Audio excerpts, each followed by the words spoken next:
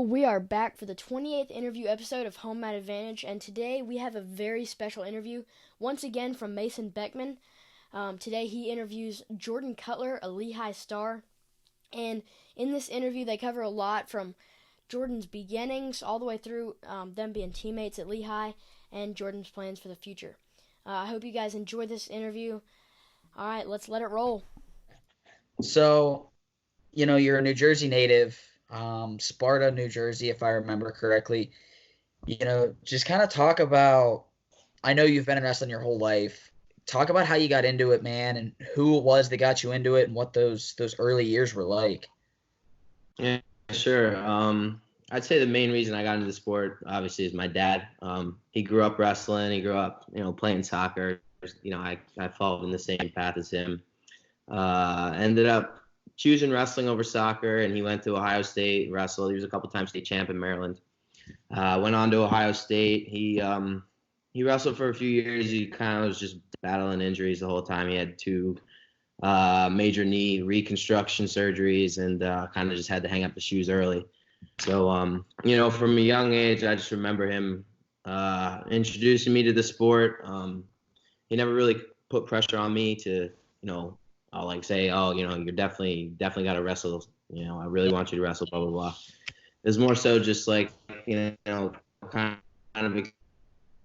me when he got out. He coached in Ohio, and then when we moved, he got involved with coaching, kind of at the local high school. So he would always have guys come over, just kind of like do some private lessons in the basement. And, I was always sort of exposed to that. I was just kind of hanging on the side. I would get on the wrestling mat every once in a while. But, he started taking me to practices at a young age. And I didn't really know how I felt about it because, I was trying kinds of sports at once. But, I started wrestling when I was 5. And, at first I didn't really like it. I was kind of just doing it just to do it, kind of to make my dad happy. But he's like, hey, if you don't want to do it, don't do it. I'm not going to force you to do it. So I was like, yeah, all right, whatever. So just kept doing it. Saw success at a young age. Obviously, I took my lumps and figured out from a young age that I really hated losing. So growing up, that was the battle. Like, I love the sport of wrestling, but like I always had a fear of losing. And, my dad always, it was just like, well, I don't know why you're scared about losing. If, you do everything right, you train right, and you just go out there, let it fly and have fun. Like if you lose, then there's nothing to really hang your head about. So, as I got older, I kind of realized that more. And I think that's sort of what allowed me to make jumps. He coached me basically, let me think here. I started when I was 5 and then all the way up through junior high, basically till I went to Blair. He was my coach, and it was me and David McFadden and him in my basement, or the Mastro's basement, like 3-4 times a week, just drilling and wrestling and figuring stuff out. So, me and Dave go way back. We honestly, I think, made each other who we are now, just from, everything that we've been through together. And, my dad has been a huge part of that growing up. And then sort of, when I was in 8th grade, the decision came to, like, where you want to go to high school. You want to go to John, or you want to go to Blair? I was also for Buxton, because I had been training with Buxton. I started training with Buxton in like 7th grade. I would go up 7th, 8th grade. I repeated 8th grade. And I was just training with him basically for 3 years in the Blair room, also with my dad too, and then McFadden. But, when it came time to pull the plug, it was like, all right, are you actually serious about wrestling? Like, do you want to go to Blair? Buxton believes in you, I believe in you, but you got to really believe in yourself, and you got to really want to, excel and see yourself going somewhere with this. So, it was a long debate for a while because, Blair, it's, super expensive. That's a big investment on my dad's part. And he just wanted to know if I was really all in. And I told him that I was. And yeah, then I went to Blair. You want me to talk about that at all, or? Yeah, so you actually kind of hit on a couple things. Like we'll talk about your relationship with Dave later because you've got some some of the relationships you've built, like some of your tight friendships, some people might know about from Blair, Yeah. some others might not. But we'll talk about that a little later. Um, yeah, how did you guys get introduced to Buxton? I mean, obviously he's Buxton, right? He's like Yeah. arguably the most accomplished high school coach ever. Um, Mhm. but how did you get introduced to him and your personal relationship with Buxton? I know it's super deep now, but what when you first started out and how did your relationship with him grow? Yeah, I mean, honestly, in the beginning, it was just sort of like my dad kind of approached him and was just like, I forget even where it was. I mean, there were other people that I knew of at the time that were training at Blair already, and they were kind of like, why don't you just come up to the room and train? Like Buxton's pretty cool about it. Just make sure you introduce yourself, blah blah blah, the whole 9 yards. And my dad was talking with John Gray, and John was helping out at Blair at the time too. He's like, yeah, definitely, like, see if you can get Jordan in here, get some good training, blah blah blah. So initially it was like through mutual connections, and other people want me to train there. It was like that. That's what it was. Um, but it was. I mean, me and McFadden, we went up there together at first, and Buxton like was like had us mixing in with all the high school guys. It wasn't sort of like we just showed up and it was like, okay, go on that mat, just like listen and do what you got to do. Like Buxton actually like kind of treated us like we were on the team. You know what I mean? So I thought that was like really cool because he's this established coach and he's built this powerhouse of a program, and he's treating us like we're kind of on the team. So that was cool. That really made me want to keep going back because I just think, some coaches got it figured out and some coaches don't have it figured out. And, Buxton obviously had it figured out. And, I just felt like I could trust him, and he knew what I needed to do to get better. And he knew what was going to take me to the next level. And, that was honestly the reason why I went to Blair. Like, it was just because of him, because I just trusted him with everything in terms of like my wrestling. Like my dad had me early on, you know what I mean? But once I got to high school, it was like, all right, time to hand it off, and I just literally trusted him with everything, and I still do. You know what I mean? So yeah, I mean, obviously, each time I went up, it was, we would just mess around with each other. Like at first, like he didn't really like talking to me that much. I felt, but like that's just kind of how he was. You know what I mean? And you look at him today, it's just like, he's just changed so much. Like he's so talkative, and he just loves to just get new people in to train or like travel all over the place to train. You know what I mean? You know how involved he is with USA Wrestling. So he's always trying to get me to go out to the OTC, bringing new people to train with me. So I respect it. Yes. So to your point about how much he's changed, like because he was the RTC coach for my last 3.5 years at Lehigh.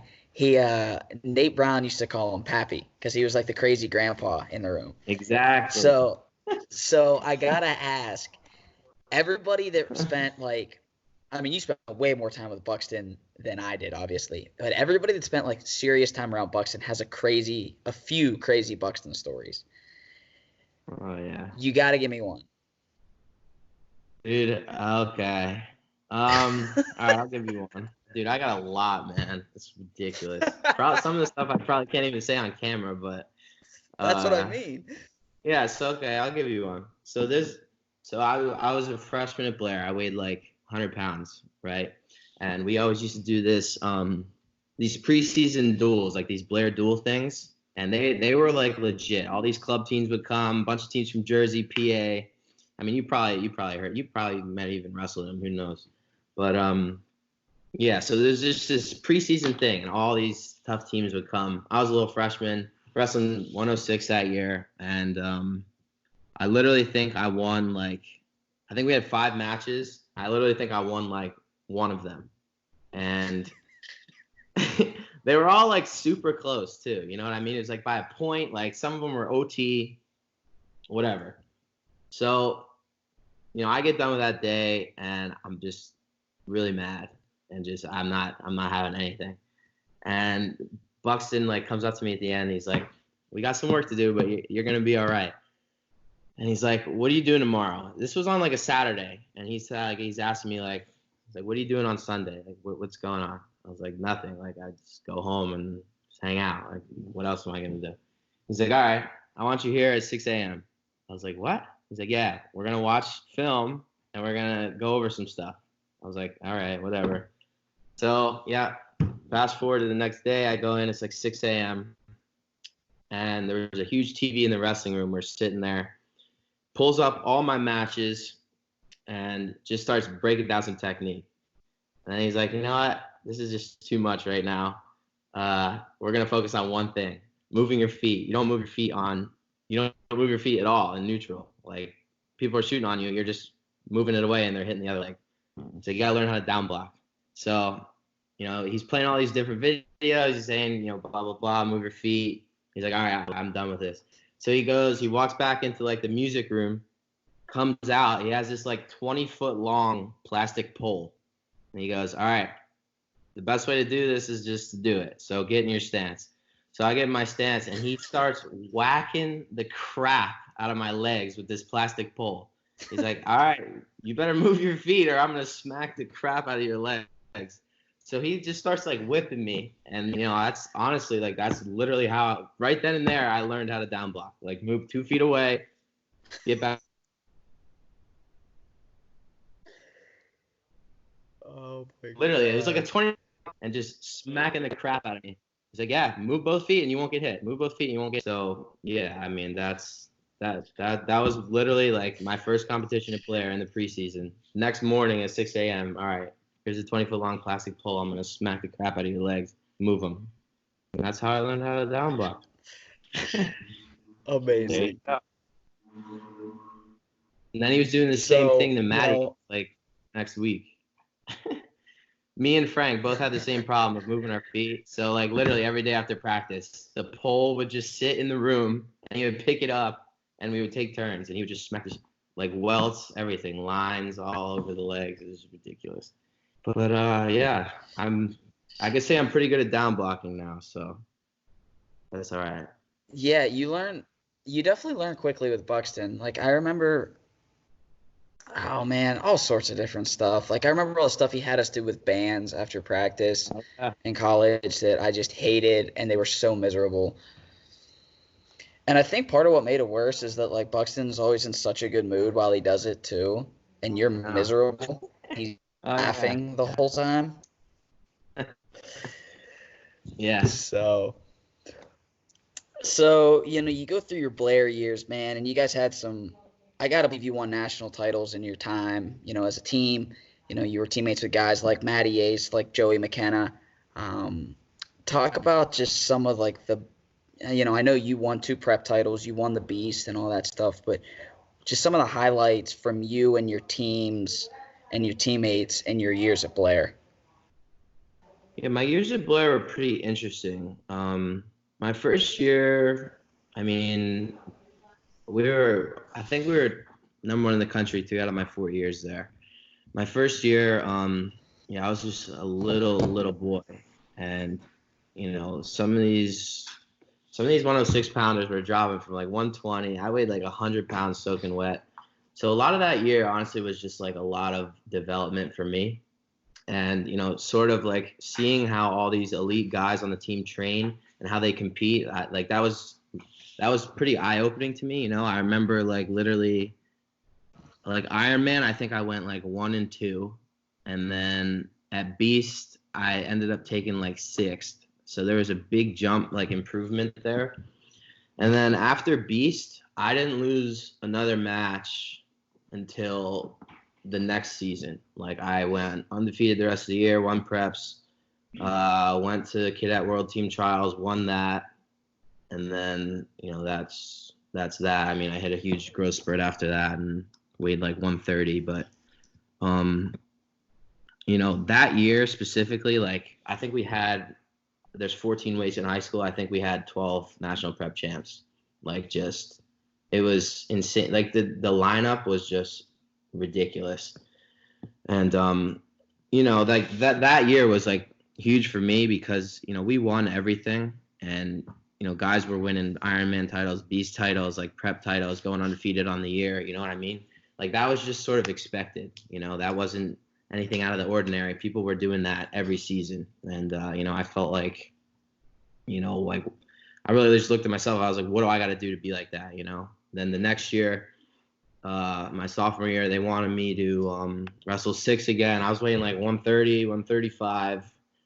And I was like, all right, well, I guess I will. Because it was going to be like me at 6, Chaz at 13, Kaladzic 20, Joey 26, like Mark 32. It was like the lineup was just ridiculous. And I ended up cutting down, made it, and I just felt like crap. I remember I weighed in an Ironman, and I wrestled my first match, and I literally couldn't even move. So, come back, blah, blah, blah, get a blood test, had mono for like 6 weeks, didn't even know about it, missed the whole year. All right, fast forward to junior year, and, people are still, training, like everybody's like there's success was just always a thing at Blair, you know what I mean? And, Buxton left after my first year. Then we had Clavel and Dan Hoff running the team. That following year, Fleckman came in. He was another head coach. So that was my junior year. I wrestled 32. Placed at Ironman, placed at Beast. Had a decent year. I was just cutting a lot of weight again. You know what I mean? And finally, my senior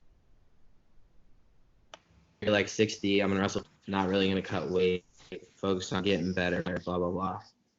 And, that year, obviously was a great year. I took like third Ironman, one Beast, went undefeated. I think I only lost to Vincenzo that year. I was ranked like third in the country, blah, blah, blah.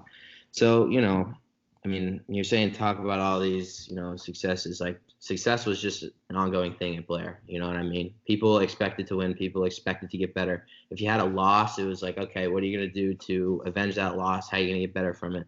And, that's honestly, learning that at that age, like as a young freshman, like that, I think that really helped me because I've always had sort of like a thing in my head just with, like, I really just hate to lose, but like it used to be to the point where like, if somebody was able to like score a point on me or something, I would kind of just like shut down, you know what I mean? So that constant development at Blair, I had 4 different head coaches, 4 different years, you know what I mean?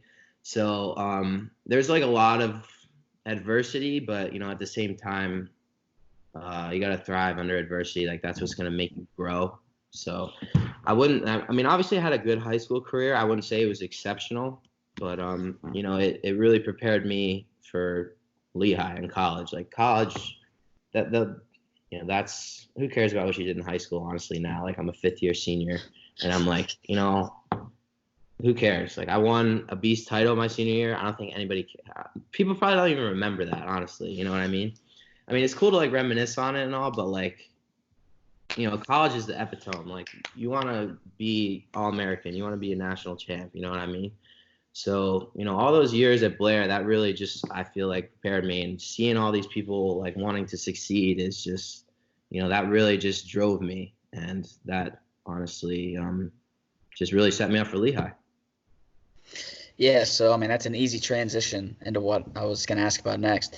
As you go through Blair, like you said, Buxton leaves after your first year, goes to be the RTC coach at Lehigh. So obviously there's a familiar connection there, but what went into your decision? Why Lehigh? I can remember you coming in the room when you were that little 106 pounder and everything, but what all went into that, man? Yeah, I mean, at the end of the day, it was like, all right, I mean, lots of different places are reaching out. Lots of different places want to come visit, blah, blah, blah. I remember from the beginning, it was, I was just with my dad. It was just like, you got to do what's going to be best for you. Don't listen to anybody else. You got to go take your visits. You got to really just figure out where you can see yourself spending 4 to 5 years of your life at, So, yeah, I mean, I remember like my sophomore, junior, senior year coming up to train at Lehigh. Like those first few years of you just beating the crap out of me, when I was like a little boy, you know? So, I mean, I even like, as crazy as this sounds, it's almost like a mirror of Blair because like, I would go up to train at Blair. Like I almost felt like I was on the team. Like people treated me as if I was on the team. I got to, know the coaches really well. I got to know the team really well. So that was almost like an easy transition from like junior high to high school. And then, fast forward a couple years later, spending all this time with Santoro, with Hughes, with Coach Dillon, up at the RTC practices, Coach Buxton, obviously, and then, wrestling guys like you. I remember rolling around with Brandon Hatchett a few times, Darian Cruz, obviously Nate. You guys treated me like I was on the team, and I was just literally like a high school sophomore, you know what I mean? So, that I thought that was like really cool in a sense. And, obviously I developed strong relationships with you and, all those guys and obviously the coaches as well. So I already knew what I was getting from Lehigh, you know what I mean? And I remember I went on an official visit to Harvard. Like I thought, that was really cool because like I knew some guys on the team, like Preston was there. So I he was my host. So it was cool to like be with him and, experience that visit. But, after that, like I had a couple more visits scheduled, but I was just like, you know what? I got to push Lehigh to the second visit because I just want to go to Lehigh and go on that visit. So I remember just going on the visit, I already knew I was and going, I went on to like a bunch of different unofficial visits and stuff. There's some interesting stories there, but, I just comparing all these different places to Lehigh is just like, why am I even doing this? Like, I don't need to see any of these other places. I already know the culture at Lehigh. I already know what I'm getting from Lehigh. Like I said this way back when.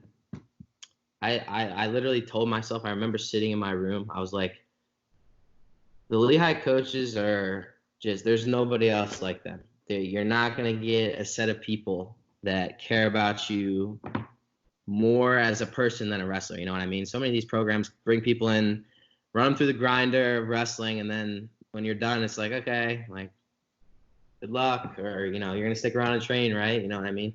So, Pat, Brad, Hughes, Zach, all of them. Darius even for a little bit too when he was here. It was just like, so much more about you as a person than a wrestler. Obviously, they want to see you doing great things on the mat. They want to see you be multiple-time All-American. They want to see you be a national champ. Like, that's obviously important. They want you to win every time you're out. But at the end of the day, it's like, okay, you're coming to this great place. You're getting a great degree. Let's set you up for your future. Like, that's what we care about. We care about you succeeding after Lehigh. So I remember telling myself that, and I'm just like, why would I not go there? So I took my visit to Lehigh and I was like, I know what I'm in for here. I can see myself here for 5 years. I remember I was driving down the mountain with Pat. I was like, Pat, I'm coming. He's like, all right, great. That was easy. So that's that. Who was your host? Malonis. Oh, that's right. Malonis. Malonis was still there. Malonis and Coover were rooming together, and I stayed in their room. Oh yeah, that's right. The Blair boys were still there. Yeah, the Blair connection was deep, man. So. Speaking of that, I have another Blair question. Can you explain the Blair Bolt? Yeah, I could, I guess. So there's like a couple.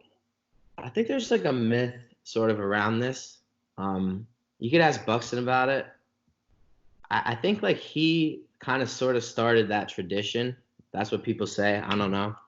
But what it is now, like, I don't know if it's still happening now. Who knows what's really going on there right now. But all the captains of Blair would get a bolt tattooed because it was something with the mascot or something. It used to resemble some lightning bolt or whatever. I don't know. They changed it to the Buccaneers, but way back when, all the captains just started getting lightning bolt tattoos. So I was like, you know what? this is an excuse for me to get my first tattoo. I was a captain this year. I'm just gonna do it. Whatever. Boom. So I did it, and I don't know. Who knows if it's actually a thing? But a bunch of guys had them. Like Mark Ray got one. Jared Platt. Kellen Russell has one. You know. Oh, I was gonna say they go way back. Like I remember being a kid, like when my brother's teams were wrestling at Iron Man, and seeing guys like Travis Blasco. Yeah, You mentioned exactly. Platt, Kellen Russell. Right. Like they go way back. Yeah. And I asked because they were a thing in Santoro's time there too. Because I asked Pat about Yeah. them at some Yeah. point. Yeah. Um, but so yeah, man. You know, then your time at Lehigh, like you redshirt your first year, and then your redshirt freshman year, you're wrestling 57, and like that's honestly kind of the first question. Is you know, Mitchell Minotti was a couple time All American. Both realistically, both of you guys were between 57 and 65. What? Because I was gone by then. You know, Mhm. what was the decision for you going 57? Um. So I mean, my redshirt year, they wanted to start me at 49, and I ended up tearing my meniscus, got surgery. When I got back, I moved up to 57, felt really good, you know, won a few open tournaments. That was that. And then fast forward to next year, you know, all summer I'm training, you know, I'm thinking just, you know, 157, that's going to be the weight. I felt really good my redshirt year, blah, blah, blah. So, you know, my mind was just kind of set on that. I remember going and talk to Pat a bunch of times. He's like, you want to go 7? You want to go 65? Go 65. I feel confident with you at both ways. He's like, you just got to do what's best for you. So I was like, all right. So I had my mind set on 57. I'm going 57, coach. He's like, all right, that's fine. So, you know, honestly, that's what it was. I remember him the first few times that I made it. I remember him pulling me in. He's like, listen, you know, I know it's a really tough cut for you. Don't hesitate on going 65. Like, you know, it's still early in the season. You know, just focus on getting big, lifting. You know, you can move up. You'll be fine. Blah blah blah, all this stuff. And you know, I mean, I guess this is sort of my fault for being really stubborn and stuck in my ways. Because once I set my mind to something, it's like, all right, no, you're sticking it out and you're gonna finish that. So, you know, I mean, that's honestly what it was. Like, there wasn't a whole lot of other people telling me what to do, or, you know, the coaches were really trying to sway me one way. It was more so like, I wrestled 57 my redshirt year. I want to go 57 this year. I'm going to go 57 this year. You know, that's how it was, you know what I mean? And it was miserable. The first few times making it was absolutely miserable. And, you know, I really honestly was like, all right, now screw it. I'm going 65. But every single time it was just like, no, you know what? You set your mind to it. You're staying. Like, that's what's going to be. And, yeah, that was terrible. Talk about learning a lesson, dude. Oh my God. I empathize with that so much too because my true freshman year, so I wrestled 25 my senior year. Yeah, I wrestled 25 my senior year of high school, and I weighed like 128. Like I cut no weight, just wrestled 25 all year. So same thing. I'm like, and we only had like 3 guys on the roster between 25 and 33, and we were basically all 3 25s. So like I was the guy that dictated, and they're like, "What do you want to do?" And just had it in my head like I'm a 25 pounder, even though I weighed like 147. Yeah, like I just got big. So the right, only reason I lifting and you're eating and you're just training all summer, just getting huge, and yeah, that's exactly. Dude, I don't know if I've ever like told this story anywhere public.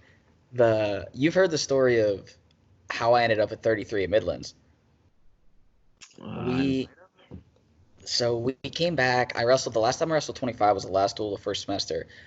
So we go home, right, for a few weeks, whatever, like a week and a half. And I come back and I was just like I just let myself get out of control. Like I was just so miserable the whole first semester. I blew up. I weighed like 44 when we came back. And you come back, you're like 3 days out of Midlands, right? So obviously, like I'm not going to Midlands.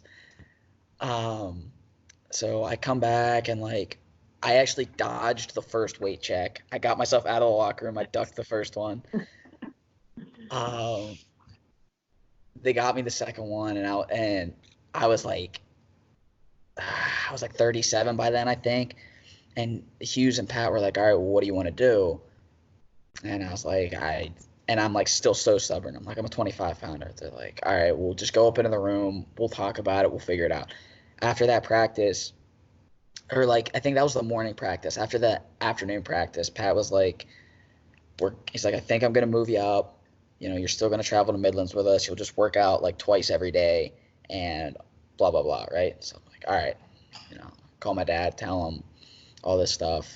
Feel like an idiot. We get to Chicago.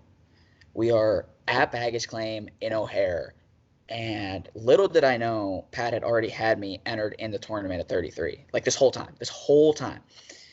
And we get to baggage claim in O'Hare, and Brad, Pat, and Hughes are talking, and Brad's like, Pat, you need to tell him, like he doesn't know he's wrestling. What? So this is the day before Midlands. We're standing at baggage claim, and Pat walks over. He's like, hey, I got you in the tournament at 33, and just walks away. And I'm like, oh, You didn't even okay. know? Dude, no, I didn't know. So, Oh like, my. yeah, so I made weight, wrestled the next day, and that was that. But, like, to your point about the stubbornness, I totally get that. That's such a real thing. Like, you have that image of yourself, and the only reason I moved up literally is because Pat entered me into Midlands at 33. Yeah, exactly. So, you know, you win Scuffle that year, like you beat Joe Smith, you're ranked in the top 4 or 5 or whatever. And this is one of those stories that very few people know. Like you dealt with injuries a lot that year, and I gotta believe it's part of it was because you're cutting so much weight. Like your body's just not meant to do that stuff. Yeah. But you get a concussion late, Uh-huh. and you're out for what, 2 or 3 weeks for a while. Yeah, we were wrestling. We were supposed to wrestle Army on a Friday. I think it was like I think it was 2 weeks before EIWAs, or maybe 3. I don't know, 2 or 3 weeks. And yeah, it was literally the day before. We're doing like a pre-match, like get your weight off type deal. And yeah, I ended up like I just got my bell wrong, and I remember just like going over to the bike and just pedaling. And I remember, I think Santoro came over. He's like, "What are you doing?" And I was like, I just kind of hit my head weird. Like, I need a second. He's like, "Are you all right? Like, did you get a concussion?" I was like, No. I think I'm good. So I was like on the bike the whole time, and because like he was like, I mean, this is like 20 minutes in. Like, I know you're probably like 15 over. You gotta like get back out there and wrestle or do something. So, I mean, I was like, yeah, I mean, because like I remember I was like knocked out for a second, and then I was like sort of all up in the clouds, you know. So I went over to the bike, blah, blah, blah.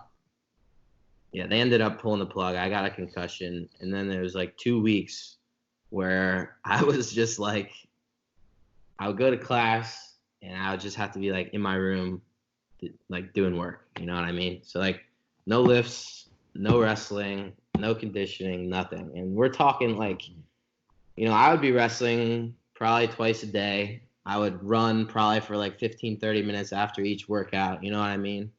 Just the whole like cutting weight mentality, you know, just managing your weight, and obviously very strict diet plan as well. So, you know, all that was taken away. And for 2 weeks, like I was on this really, really strict diet. I stayed on it. But I couldn't work out. So I was like, you know what? Maybe this will be good for me. Like I take a little time off the mat. I'll be refreshed. Like I'll stay on my diet. I'll feel good. My weight shouldn't get too out of control. Yeah. And then it was like, where were EIWAs that year? Bucknell. They were at Bucknell. So I used to do this thing. I still do it today. They always do like weight checks before practice and after. Like I wouldn't even step on the scale for the first like 2 days of the week because I didn't want to know what my weight was, because I would just start thinking about it, and then I wouldn't be able to practice, you know, everything. My thoughts would just be going nuts. So I wouldn't even step on the scale for like the first 2 days, sometimes 3 out of the week. Yeah, IWAs are on a Friday. I check my weight on Wednesday, and I was like, it was like before a workout. I think I weighed 184.6 or something like that. And I was like, wow, I am big. This is really, really Oh my bad. God. So I started like, yeah, I just, right then I was like, okay, well, I got to start doing something. So, yeah, I mean, I just literally like working out like nuts. And we traveled to Bucknell and we were working out in, where were we at? Nate Brown's high school. Lewisburg. Yep. Yep. So we're in there. Like I used to always wrestle with Brad the day. I mean, I still to this day do that. Wrestle with Brad the day before, and I like was not sweating, dude. I just felt terrible. So like he's moving me around. It's just like, oh my god, miserable. So I get done with the workout. I'm like 5 over or something, and then Hughes comes to my room. And he's like, all right, well, we're gonna get this off.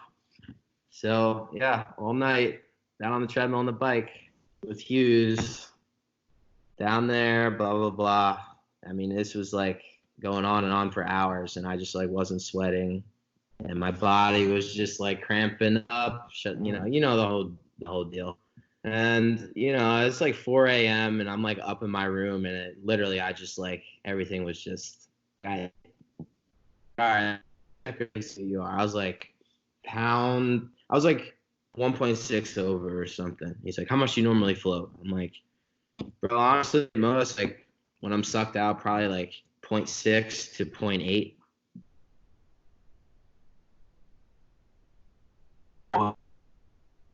A couple hours, and we'll see if we can get it off. So I went to sleep for a few hours, floated absolutely nothing, put my stuff back on, was working out, and it was just like, all right, yeah, my body was just shutting down. Like everything was going black. I was just like, all right, this is really bad.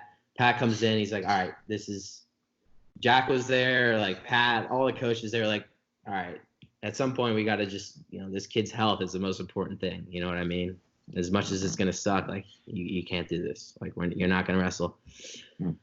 And yeah, dude, after that, I basically, my dad, I remember he came out, he drove out, picked me up, brought me home, and I just fell off the face of the earth for like a month or so, month and a half. Like, dude, fell off the face of the earth. Just like would go to class, go to my room, do my work, stay by myself. It's like I don't know. I mean, a lot of people haven't experienced this. The whole missing weight thing, especially at conference. Not being able to go to nationals. I just felt like I let the team down, like the coaches. Like it was just the worst. Like I've never felt that way before in my life, and I literally just had to be by myself for like a month and a half, and it was terrible. And I didn't want to. I honestly like thought about like leaving school because I just like couldn't deal with it. And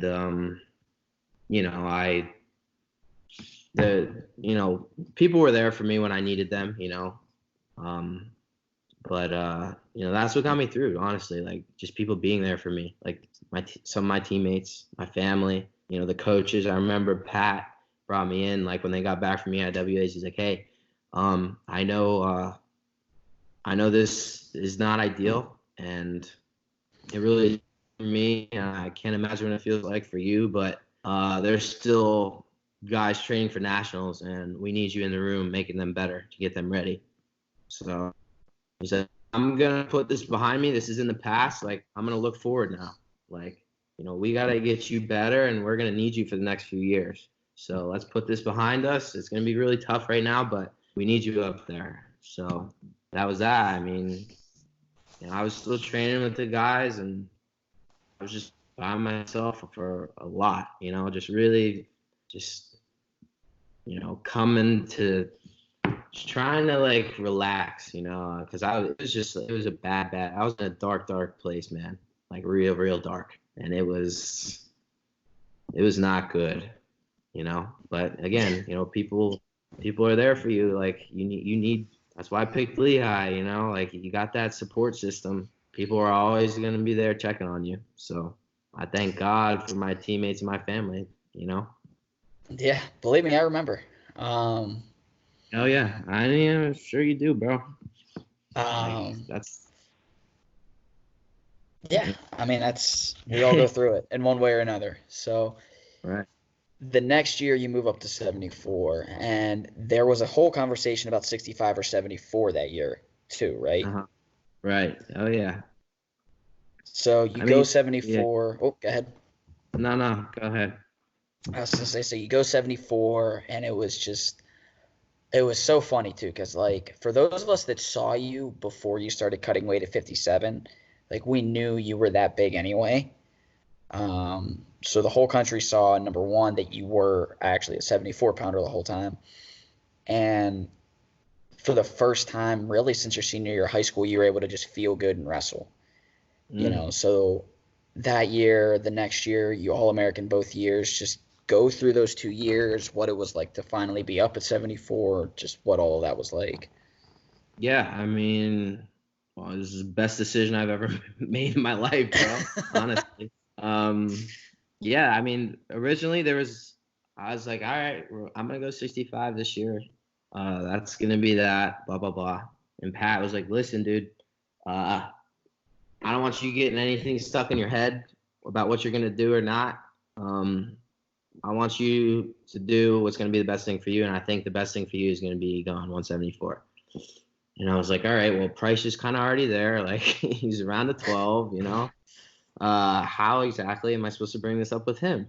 And he's like, well, we're gonna have to figure that out. Like that was the whole summer thing, you know.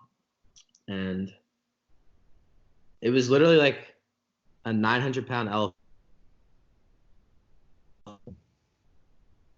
Like I wanted to go 74. Price knew I wanted to go 74. None of us said anything. Nobody said anything. The coaches didn't say anything. I didn't say anything. Price didn't say anything. Nobody addressed it. Like all summer long of training, nothing happened. It was just this huge elephant in the room.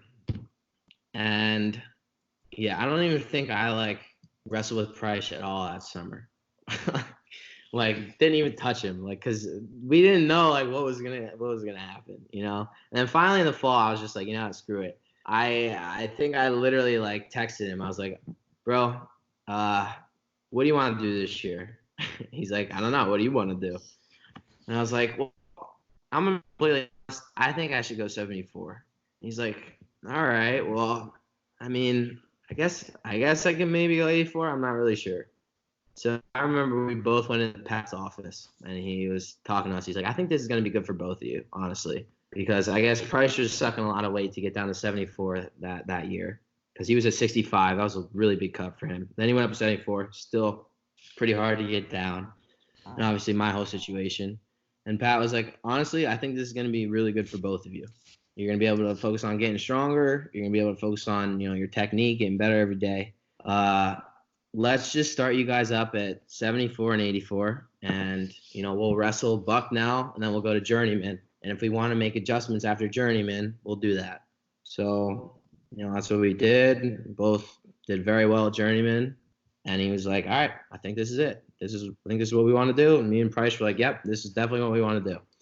So yeah, that's what that was. And then man, yeah, I honestly, like, I wish I could just like go back in time and tell like my high school self like just to stop cutting weight, focus on getting better in wrestling, because I feel like I would be so much better than I am right now. Like I feel like I just missed like literally 2 full years of high school wrestling to get better. Like that's how I feel. Just because I was, the first year I was cutting way too much weight, got mono, couldn't even train. Second year I was sucking down to 32. I weighed like 60. And, I was wrestling okay, but not to my full potential at all. So, it's, again, you live, you learn, but it took me a while to learn. And, you see it more now too, like more guys are moving up. There's less weight cutting, I think. I mean, you're still going to have those guys that suck a lot of weight, but I just think in general, like more people are just moving up, Kemmerer did the same thing. It's just, I mean, Real Buto did it. A lot of people I just think are moving up. Sebastian Rivera is doing it. It's just better. Like, I don't know. It's just better. Like my academics down the toilet. My social life down the toilet. because when I was sucking weight, like I didn't want to leave my room. I would leave my room to go wrestle. I go to class a zombie. That's the most important thing. That's why I'm at Lehigh for the education. So when you can just focus on the important things, getting better in wrestling, getting good grades in school. Like I just that whole first year was just so bad. And I got through it, but like it wasn't pretty. But yeah, I mean, as soon as I moved up, like right away that first year, I wrestled Amin, took third at NCAAs, I beat him, and then after that, it was just like good wins after good wins, and I lost the Hall by a point, like returning national champ, blah blah blah. So like I started believing in myself a little bit more, and I was ranked high. I just, for whatever reason, I guess had this thought in my head that I had to cut weight to do well, and move up, see the success. Yeah, I mean, NCAAs that year, tore my LCL the first round, miserable, wrestled back, ended up defaulting to 6. Like that was like awesome for me, because honestly, like coming into college, I didn't know if I was ever gonna be an All-American. I didn't know if I was good enough to do that. So that was great. And then the following year, again, lots of good wins, also some losses. Like I think I wrestled everybody last year. I think I wrestled every single person in the top 10 except for maybe one. And like, I had some good wins. Also, lost the Hall, lost to Amin.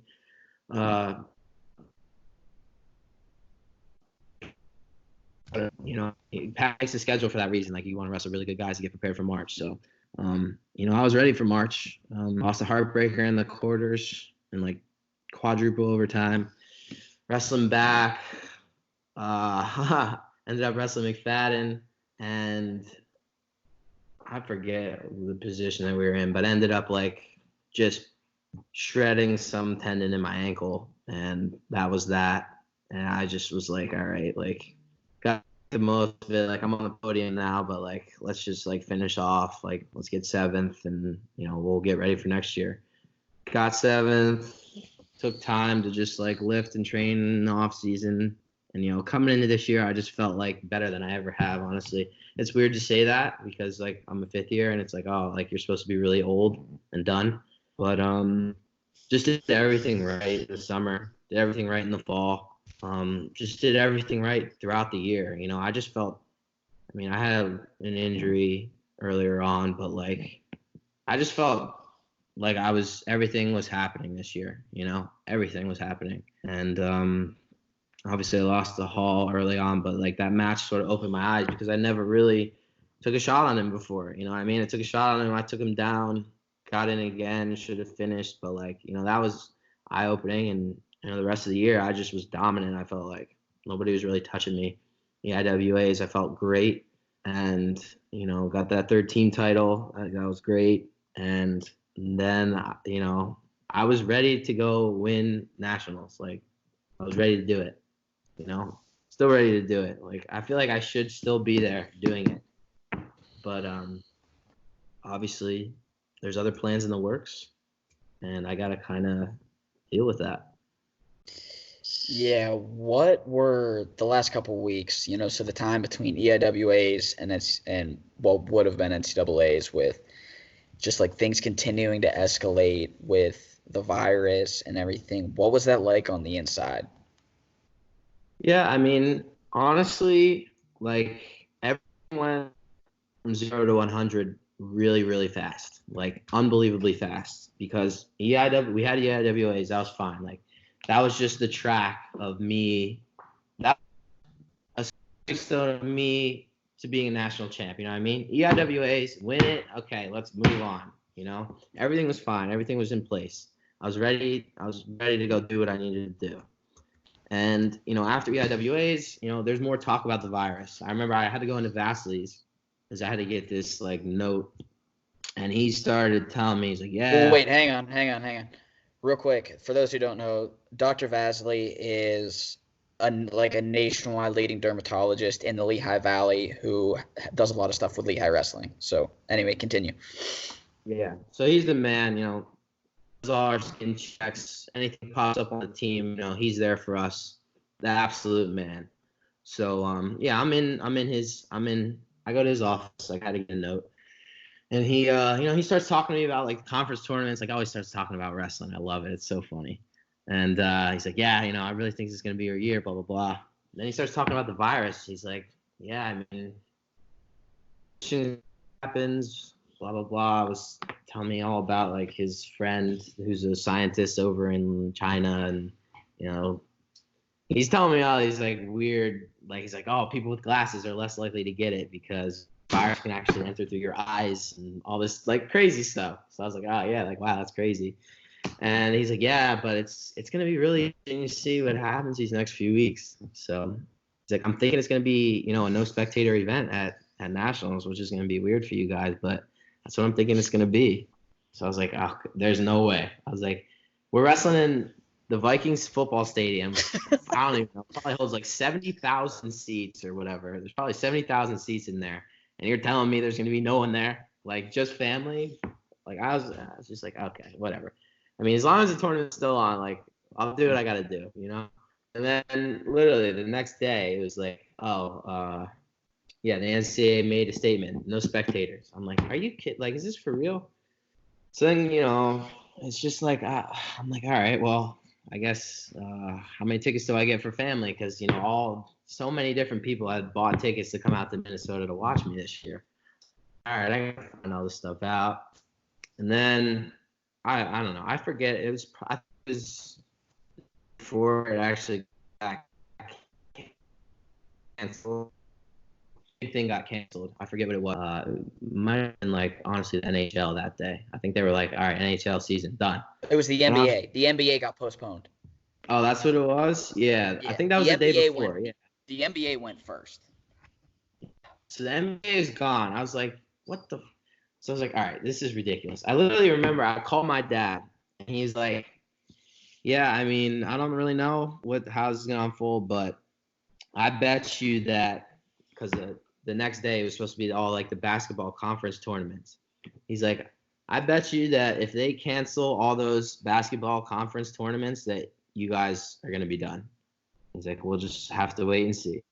So next day, yes, all the conference tournaments done. I'm just like, all right, this is ridiculous. I remember I literally got a call from Chaz. I got a call from McFadden. Like we're all texting and calling each other all day long. We're just like, all right, like this can't be happening, blah blah blah. And yeah, I forget who pulled out. I think it was Harvard. They were like, all right, we're not sending anybody. And then it was like, all right, blah blah blah. And then ACC was done. McFadden's like, dude, apparently ACC can't go. I can't even go. I'm like, okay. At one point, are they just gonna like pull this thing? Like honestly. And then Chaz was like, dude, it's done. There's no official announcement yet, but it's done. Nashon just called me, and he was telling me because he wanted to prepare me. I'm like, I'm not going to believe anything until I see a statement from the NCAA. So, like, as of right now, like, I'm still going. I'm still going to win this. I remember talking to Pat. I, like, went over to Pat's office. Zach was in there, Brad, Pat. I go in, and I'm just like, what's going on here? Like, are they going to cancel it? Like, what's happening? And Pat's like, I don't really know. Every other team can pull out, but all I know is I told Joe Stara that we're going. I was like, all right, that's fine with me. So I was like, all right, well, we're going to have like 10 national champs. We're going to be team champs. Like, let's get it. So, yeah, I mean, not shortly long after that, the NCAA released a statement. And, yeah, we had a team meeting, and I was just like, what do I do? Like, what is going on here? Like, I don't even know what to do right now. I just like, I don't know. I was just sitting in the meeting, just like, what is, this can't even be real, dude. Like, it was just a cascade of events. Cascade, like one thing after the next thing after the next thing. And I was just like, this cannot be real right now. This can't. That's exactly, I mean, even like as somebody on the outside, it's exactly how it felt for me too. I'm like, there's no way. This can't be real. Like, this isn't actually happening. No, it's so. So, you kind of touched on it right there, but well, actually, I guess the better question first is, what's next? I know you've got a job lined up. You spent time in surgical ORs and everything this year during as part of your school program and everything. So, what's next? Yeah, man. I mean, I got a job, like papers signed, sealed, done. June 1st, that's when I'm supposed to start working. Um, I don't know what's next. That's the thing. Like, it's weird because, Buxton wanted me to stick around and train freestyle, try to make a team. Pat wanted me to, they all wanted me to stick around, try to train. I was like, listen, like, this is my last year. Like, I'm doing all the right things. I'm putting everything on the line. Like, this is going to be it. I'm going to go to nationals, literally leaving everything at nationals. And they understood, like I said, they care about you. They want you to succeed as a person. Like, wrestling isn't everything. But, yeah, I don't know, dude. I mean, I was talking, the founder of my company he's really cool. He comes out, he was at nationals the last 2 years watching. Just really follows along. Everybody on the team like follows me these last few years, and it's cool to like have that support from them.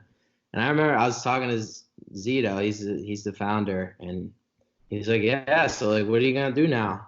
Like, are they gonna give you another year or what? I was like, I don't really know what they're gonna do. If they give me another year, like, I don't know if I'll take it. Blah blah blah. He's like, yeah, well, like whatever you decide to do, like, we're here to support you. Like, you're always gonna have a spot here in this company, so just do what you gotta do. So, that was reassuring, but I don't know. Like, I feel like do I have to go to last chance? Well, the Olympics are gone now too, so who knows if they're even gonna have that, But if they give another year, like, I don't know, dude.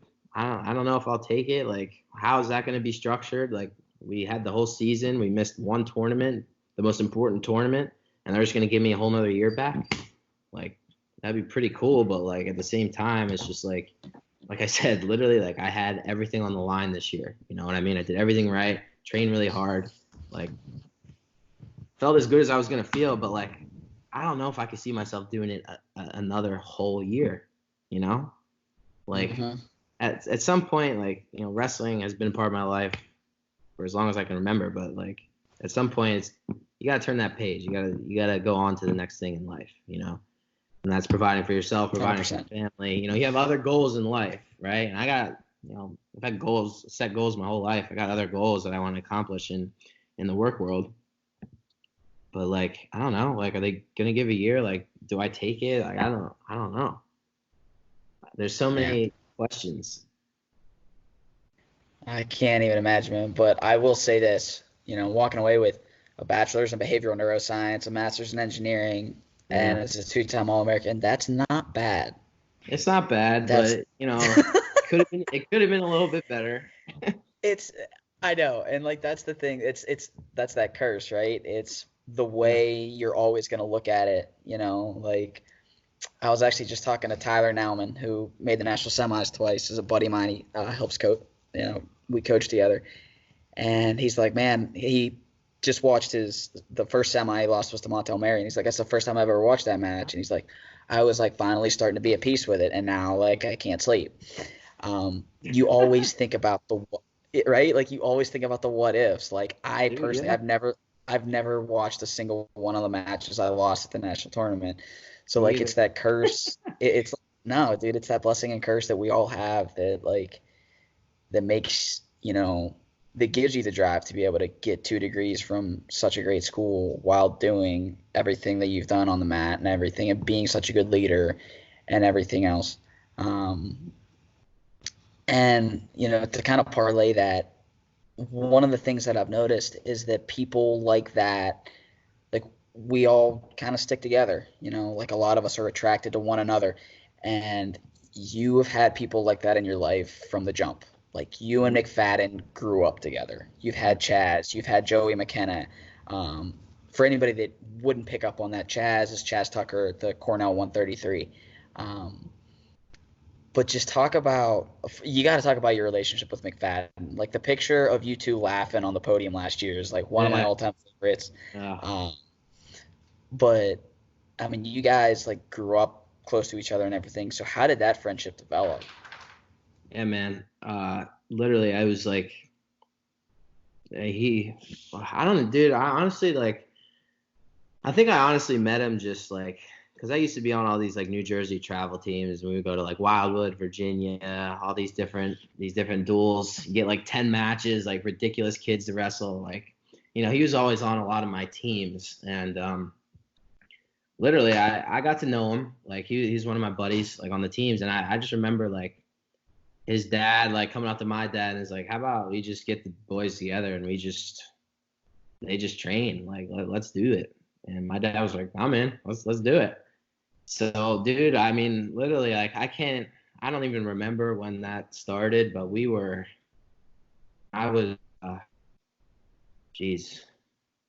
had to be like 10, 11 years old or something like that, like just young. And at that time, I was going out to Jeff Jordan's camps. I was learning his whole system, and like I would come back, and me and McFadden would just in the basement. My dad would sit there. He's like, all right, let's go, get drilling. And it was like just the whole system, and we would kind of tweak it, make it our own a little bit, figure a couple things out, just we would drill for like an hour, and then we just go live, figure stuff out, And God, man, for as long as I can remember, all those hours like in my basement, in the Mastro's basement,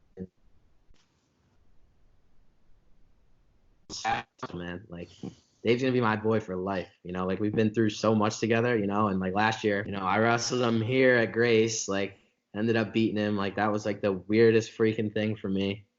And then he beat me at nationals, obviously, but like at the end of the day, it's like, all right, yeah, we're both competitors, we love to win, but like he's my freaking boy, bro. He's my boy for life, you know what I mean? Like we're standing up on that podium just messing with each other, dude. Like it was awesome. And I just like I remember like the whole day, like when the whole cascade was happening with this nationals thing, he's like, bro, whatever happens, like just know like we're boys forever. Like nobody could take away what we've done, and we've just like made each other like what we are today. You know what I mean? And that's like really special, 100%. So, and I mean, I think he's my like boy. He always will be. I think relationships are like the biggest part of it, man. Like, when guys like us, I mean, I can speak from personal experience again, like with a guy like Tyler Nauman, but with like doesn't have to just be Ty and I, but like when we're all sitting there talking, or like when Nate Brown and I, who in our group gets back together, we're 4 or 5 years out. Yeah. You don't talk like you talk wrestling, but you don't talk about like, oh, remember when so-and-so, like I won this match or you won that match or whatever. Like you talk about playing Mafia on the bus, and you talk about all those like little things. Yeah, right. So like the relationships are definitely the best part, man. And that's like, I mean, heck, I remember I had a similar conversation with Price last year. It's like, was really lucky to be on the tail end of my Lehigh time when guys like you and Price came through, man. It's been really cool to see you guys grow through the program, and really proud of where, man. So it's cool to see. You're my guy, so there's never a question there. My guy too, bro. Relationship so you got anything else? Deep, baby. Dude, it does. Especially like when Buxton just tortured us. And I got to tell you this. I don't think I've ever told you this. I felt so bad for you in those early days because you and Joey, you were so little. You and Joey, and it was Joey's senior year and gap year of high school. Yeah. And I was the third person, and then you'd have like Randy Cruz and Lake Gardner, and then there's like this little Jordan Cutler who was just getting miserable. I still haven't given you your payback yet. You're gonna have to come up to the room, and I'm gonna have to give you a little payback. 0% chance of that with this bit. No, I value being able to walk too much. All those days of you just beating me up, bro. Dude, that's what I tell the kids I coach. They're like, one of these days I'm going to pay you back. I'm like, no, you're not. Because as soon as you're better than me, I don't wrestle you anymore. Bigger and stronger. I'm out. 100%. But the other great one was I went over to Buxton's club the one time to Joey third one, and I didn't know McFadden. Like I knew his name. I didn't know that was Dave. Dave, and you know Dave. Like by the end of it, he gets up and he just looks totally shell shocked and was like, "What?" For an hour and a half. I know. And at the end of it, so fast forward like 2 years, maybe not that long, but like a year for sure. We're at RTC practice. McFadden walks in, and Buxton is sitting there like telling the guys on the wall, like that's so and so, that's so and so, that's so and so.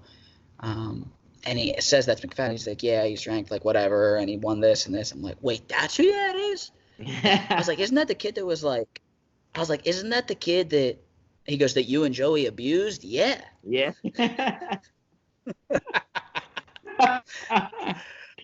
Oh, it's crazy, right? I was like, anytime I got a chance to talk to him, it was like 5 years after it happened. We were talking. He's like, yeah, I still remember that. That was awful. He's like, you walked into practice, you and Joey, and Buxton's like, Dave, you're going with these two today. And he's like, what? I'm doing what? Some of those days will haunt you, bro. Dude, Buxton did the same thing to me with senior level guys too. So don't feel bad about it. I know. So, well, all right, brother. You got anything else for us? No, I appreciate it. Always good to catch up with you. Yeah, man. I appreciate you taking the time, buddy. So take care. Stay safe with all this stuff going on. And when it gets on the other side, we'll get you out to Pittsburgh. Sounds good, brother. Thanks all right, a lot, buddy. Take it easy. Yeah. Yep. Later.